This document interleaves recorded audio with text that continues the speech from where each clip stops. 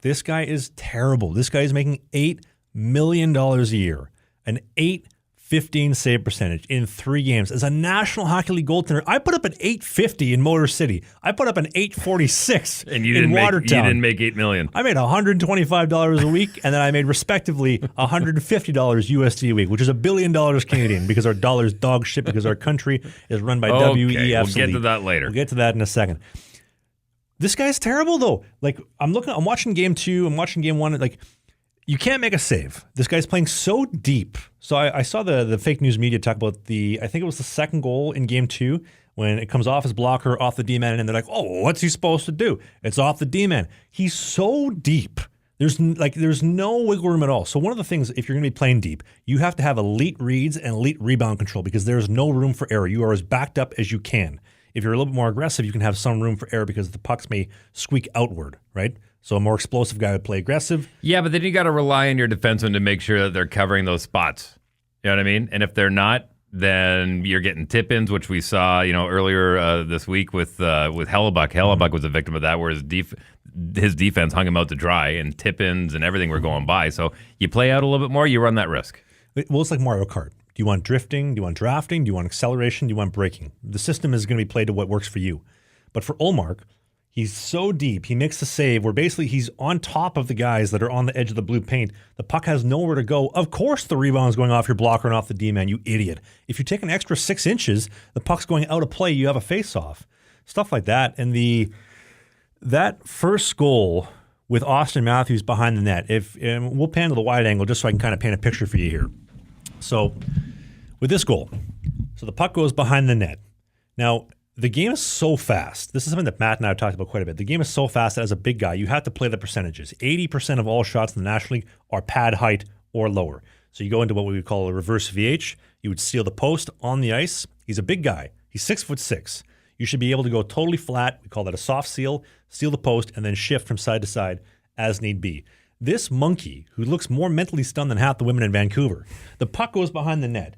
It's on this side, on his glove hand side. He's looking out of his blocker side window like this, and before he even turns around, the puck's out to Matthews, and he buries. Like, what are you doing? This is $8 million a year you're making. Well, as a defenseman, I'm asking, how is Matthews allowed to get to that spot? Sure, how is Matthews allowed to get to that spot? But as a goaltender, that's a very simple steal the post and just bump out.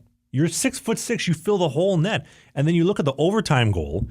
Simon Benoit, this dude who travels to all the road games and brings his own Nespresso machine. Real respect to that guy. He's an absolute G. Bringing his own Nespresso pod, says, I need a coffee before morning skate.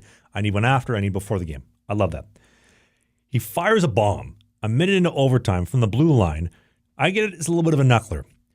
This guy's 6'6". He goes to make the save like this. You're a monster, dude. Get big. This is what Vasilevsky does. This is what Hellebuck does. The best in the world get big when they can't see the puck to fill the percentages. And you're getting small.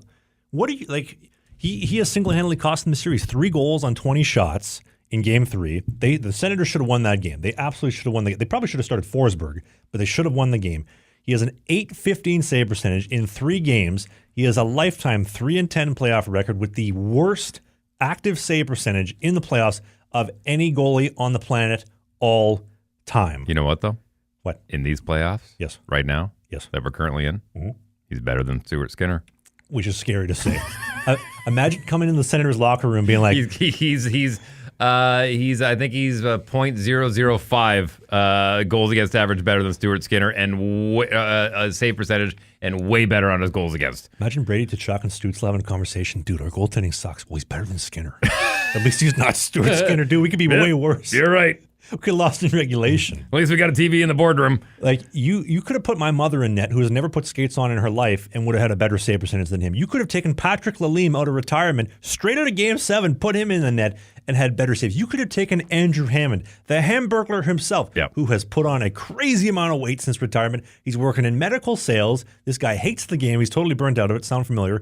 Put him in the net, and he would have done better than Ullmark.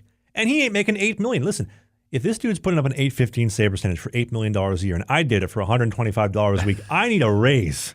I am owed money or an opportunity. What do you think? I think that the Senators are on the right track. Did I just absolutely cook Ullmark? Yeah, kind of. You sure did. But I don't like his face either. I think the Ottawa Senators are going to have a much better season next year. Do you want to talk a little bit of positive stuff? After I just Have we been there yet? I think the start of the show was. Well, we're not going to shit all over Skinner. I was kind of alluding to that. I had some positive Leafs talk. Hey, more hockey content. It's might be old, it might be new, it might be a full episode, it might be a half episode, but you can click these boxes because who doesn't like clicking boxes?